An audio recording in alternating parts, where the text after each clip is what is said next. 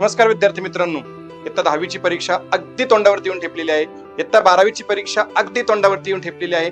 परीक्षेसाठी अगदी मर्यादित कालावधी आहे. विद्यार्थी मित्रांनो, तुम्ही वर्षभर मित्रांसोबत अभ्यास केला, मित्रांनी तुमच्यासोबत अभ्यास केला, अनेक मित्र तुम्ही एकत्र बसून अभ्यास करत होतात. परंतु शेवटच्या काही दिवसांमध्ये तुम्हाला मैत्री करावी लागेल, पण तुमचे ते मित्र नव्हेत. आता तुम्हाला तुमच्या वेगळ्या मित्रांबरोबर मैत्री करावी लागेल. आणि या 4 मित्रांबरोबर तुम्ही जर या पुढच्या कालावधीमध्ये परीक्षा संपेपर्यंत मैत्री केली तर खात्रीने सांगतो विद्यार्थी मित्रांनो, तुमच्या आहे त्या मार्कांमध्ये 100% वाढ होणारच.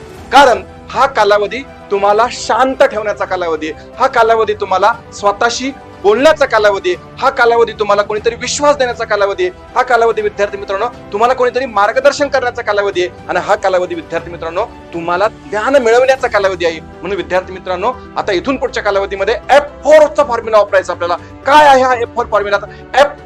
F1 म्हणजे माय बेस्ट फ्रेंड.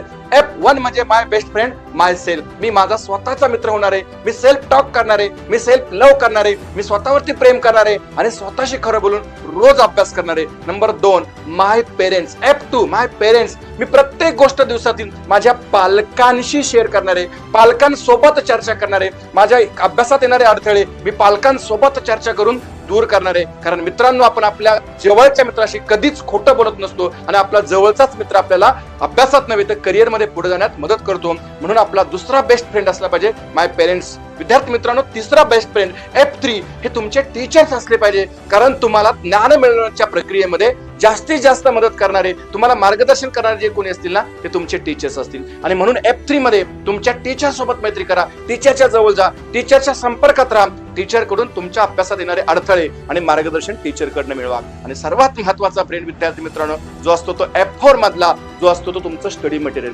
आता पुस्तकांशी मैत्री करा. पुस्तक हा तुमचा मित्र असला पाहिजे. तुमचा स्टडी मटेरियल बरोबर तुमची मैत्री झाली पाहिजे. त्याचं कारण सांगतो विद्यार्थी मित्रांनो, तुम्हाला ज्या परीक्षा द्यायच्या आहेत त्या लेखी स्वरूपातल्या परीक्षा सगळ्या पुस्तकातल्या कंटेंट वरती डिपेंड आहे. आणि म्हणून ज्यावेळेस तुम्ही पुस्तकातल्या कंटेंटशी मैत्री करता, तो कंटेंट तुमच्याशी बोलतो, एकमेकाशी संवाद साधला जातो आणि त्या संवादातून चांगला रिझल्ट उत्पन्न होतो. आणि म्हणून विद्यार्थी मित्रांनो, जर तुम्हाला यश नक्कीच मिळत असेल तर या 4 बेस्ट फ्रेंडचा तुमच्या इथून पुढच्या कालावधीमध्ये परीक्षा संपेपर्यंत वापर करा. माय सेल्फ, माय पेरेंट्स, माय टीचर्स आणि माय स्टडी मटेरियल 100% तुम्ही यशवंत झाल्याशिवाय राहणार नाही. आणि त्यासाठी तुम्हाला मनपूर्वक हार्दिक शुभेच्छा.